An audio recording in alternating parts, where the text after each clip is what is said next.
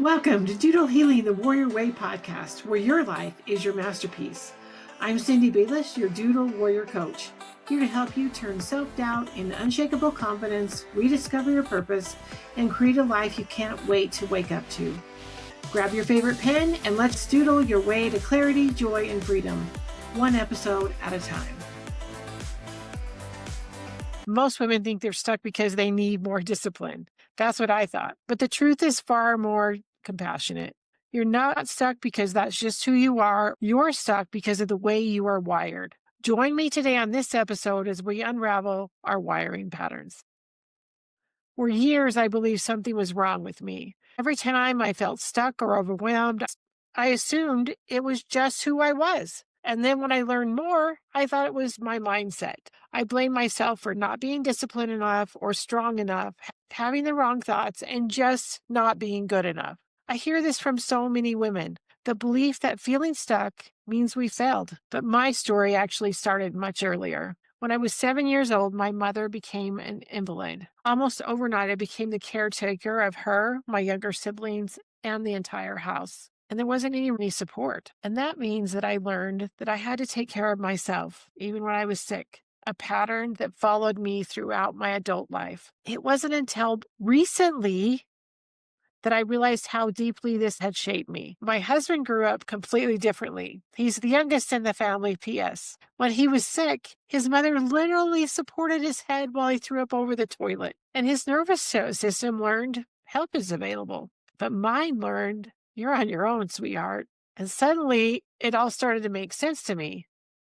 This wasn't a mindset issue. This is a wiring issue. When I started to understand that my patterns weren't personal flaws, but survival strategies created by a 7-year-old girl, I started giving myself some grace. You can't mindset your way out of the way you were wired. But once you see your wiring, you can begin to unravel it. So let's talk about what this actually means. Because once you understand how your wiring creates your reality, your whole life begins to make more sense and open up. So number one, wiring forms before your beliefs even formed. Before you can even speak, your brain is already starting to create wiring, which is a good thing. But then we don't look back at it and wonder if it's still serving us, right? Our nervous system learns how the world works long before we can even articulate a thought. And so by the time you're an adult, you are living inside patterns designed to protect you, not help you grow. Your brain wants to protect you. Number two, familiar doesn't actually mean healthy. We mistake it for being, this is just who I am.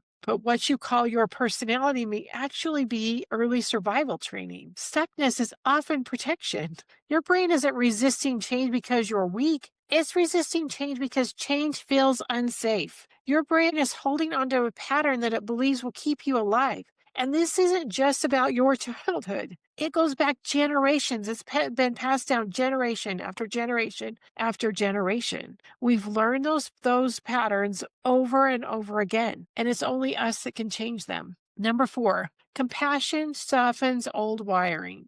Now, many of us have been trained that we have to keep beating ourselves up to keep going, right? If I'm nice to myself, I'll just lay down on the floor and die.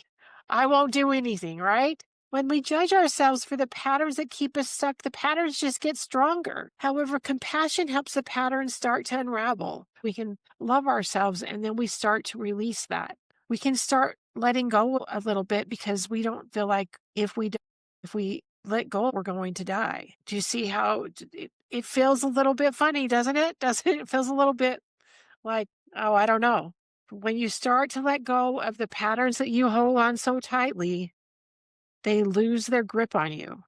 When your nervous system feels safe, it becomes available for transformation. Number five, rewiring begins with safety, not pressure. Pressure activates our defenses. Now, an example on this one. Have you had anyone push back on what you believed about something? So if someone pushes back, immediately your defenses usually go up and you tell them they're wrong and you quit listening.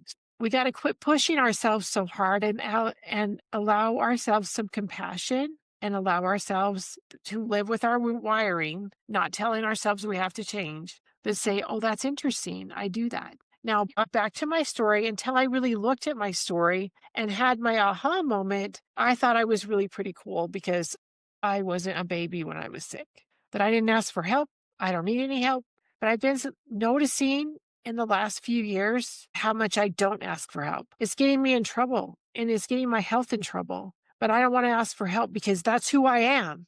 But when I had that epiphany about my husband, I went, oh my goodness, he does not question if he asks me to go and help him back up a truck. But I don't ask for help hardly ever because that would make me weak. That's what my thoughts are. So pressure activates our defenses. Safety opens us up to new possibilities of our wiring. And we're like, oh, I feel safe. Let me take a look at this. And maybe we don't have to change it right now, but we can start taking a look at it and allowing things to soften. So this is why pushing ourselves rarely works. Keep going, right? But creating safety always moves the needle just a smidge in the right direction. As long as we continue to create safety, we can continue to move the needle in the direction we're wanting to go. Pushing ourselves over and over again, rarely is it going to get us where we want to be. So if you've been blaming yourself for being stuck, for procrastinating, for repeating old patterns, I want you to hear what I'm saying. You're not the problem. Your wiring is. But your wiring can always be rewritten. It's the beautiful thing about our brain. Understanding this is the beginning of real, grounded, sustainable change. Try noticing your wiring this week. Just notice it. And then choose to be compassionate with yourself. Be the objective observer and think, that's interesting. That's why I do this. Noticing is the first step to unraveling your wiring. If you've enjoyed this, share with us in the Facebook group what you learned about your wiring today. The link is in the comments below. If this episode resonated with you, share it with a woman in your life who might need this reminder today. And if you want more help with this, click the link below to book an appointment with me. It's free and I will give you steps to start unraveling your wiring. This is the beginning of a beautiful new journey. We'll see you next week on the Warrior Way podcast. Thanks for listening to Doodle Healing the Warrior Way podcast, where your life is your masterpiece. If today's episode inspired you, make sure to subscribe and share it with a friend who needs a little encouragement. Want more? Grab my free Doodle Your Vision Board guide. The link is in the description below. Remember, you are the warrior of your story. Your life, your masterpiece.